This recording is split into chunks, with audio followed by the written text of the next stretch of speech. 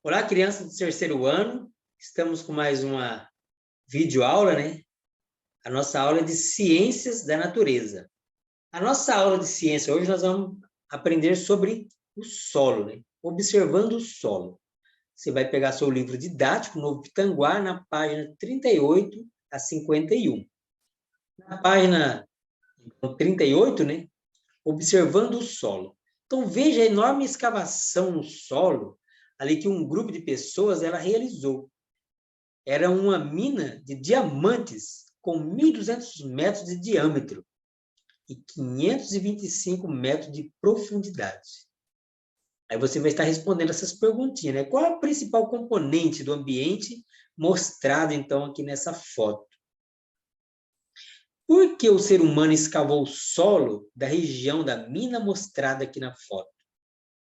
Cite outros materiais que o ser humano obtém do solo. Veja, o ser humano tira muita coisa do solo. Então, petróleo, o ouro, diamante, né? Uma infinidade de itens, né, que o ser humano tira do solo. Na página 40, então vamos observar aqui, ó, o solo. Você já observou o solo de uma horta, de um jardim ou de um vaso? O que existe nesse solo? As rochas, as folhas, as raízes de plantas e os pequenos animais e a água são alguns dos componentes encontrados no solo. É importante nós sabermos também que o solo é um componente do ambiente muito importante para os seres vivos. É no solo que o ser humano cultiva ali plantas, cria os animais e faz construções. Além disso, também é no solo que o ser humano e outros animais constroem seus abrigos, as suas casas, né? E que muitas plantas se fixam e dele obtêm água e sais minerais. Então, veja a importância, então, do solo para todos os seres vivos. O solo, crianças, ele apresenta propriedades importantes, como a cor, também o tamanho das partículas, né, a textura e a permeabilidade. Nós observamos que, por exemplo, essa primeira imagem aqui, ó, do solo, então, o solo de coloração avermelhada, né? Temos aqui o solo de coloração esbranquecida e o solo de coloração escura. O tamanho das partículas do solo também é importante. Existem grãos mais grossos, como os grãos de areia, né? Os grãos mais finos, como os da argila, né? Por isso, quando nós colocamos uma porção de solo rico em areia nas mãos, a gente percebe, então, que as partículas têm textura mais grossas. E quando fazemos o mesmo ali com a argila, ali nós sentimos a textura mais fina, então, da argila. Quando nós colocamos água em uma amostra de solo, nós vamos perceber, então, podemos analisar a sua permeabilidade. Se a água passa pelas partículas rapidamente, é que o solo é permeável. Ou seja, permite a passagem de água entre os grãos, né? Agora, se a água ela passa com dificuldade, então ali o solo é pouco permeável. Por exemplo, o solo rico em argila é um solo que é pouco permeável, né? Ou seja, ele não deixa passar a água. Já o solo rico em areia, ele deixa a água passar mais rápido. A areia, alunos, e a argila e o humus são alguns dos componentes sólidos do solo. Podemos encontrar diferentes tipos de solo nos diversos ambientes existentes no nosso planeta. Por exemplo, um dos fatores que diferenciam os tipos de solo é a quantidade de cada um de seus componentes. E nós observamos essas imagens aqui, é um solo com maior quantidade de areia, ali apresenta as partículas maiores do que outros tipos de solo. Observamos aqui numa areia de praia, né?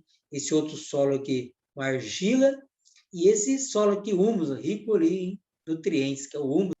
Como atividade, aqui na página 49, ó, as dunas são formadas pela ação dos ventos.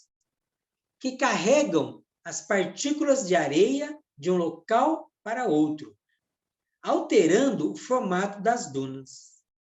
Marque um X na característica da areia que mais está relacionada à formação das dunas. A número 2. Complete a frase abaixo com o nome do animal. As fezes são ricas em nutrientes que ficam no solo. Quando ela se locomove no solo, deixa espaço nos locais pelos quais passou. Isso deixa o solo mais fofo e permite a entrada de ar.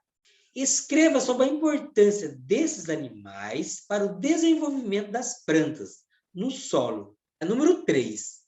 Numa viagem à praia, Bruna coletou um pouco do solo desses ambientes e guardou em uma garrafa plástica.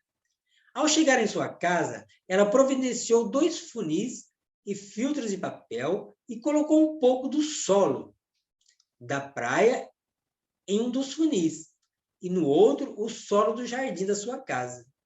Em seguida, ela despejou um copo de água em cada um dos funis e marcou o tempo em que a água levou para passar em cada um funil.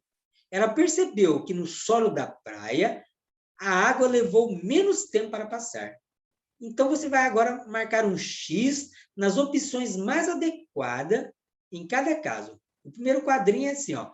O componente que existe em maior quantidade no solo da praia é a areia, é as folhas e as rochas.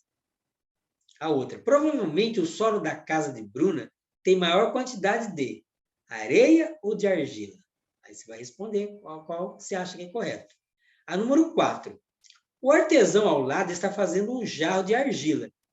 Seria possível o artesão utilizar a areia para confeccionar o vaso? Por quê? Número 5. O solo, popularmente conhecido como terra roxa, tem fertilidade considerada entre média e alta. Isso possibilita boas condições para o cultivo de plantas. Junte-se a um familiar, no caso, e pesquise em jornais e revistas imagens de plantas que podem ser cultivadas nesse tipo de solo e desenhe-as no espaço abaixo. A número 6. De forma geral, o solo é constituído por 4 componentes que estão misturados em quantidades variadas. Identifique quais frases abaixo são verdadeiras. Então, essa foi a nossa aula. Desejo a todos uma boa aula.